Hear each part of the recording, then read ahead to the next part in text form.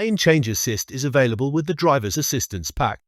It can be used to assist you change lanes when it is safe to do so by gently turning the steering wheel and guiding you into the selected lane.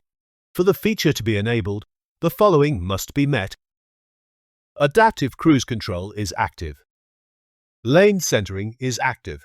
Lane Change Assist is only available on roads with multiple driving lanes in the same direction and structural separation between lanes of different driving direction.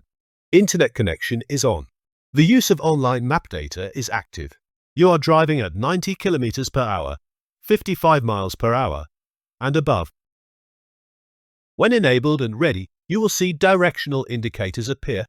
If the indicators are solid white, lane change assistance is ready in that direction. If they are grey, lane change assistance is not possible in that direction.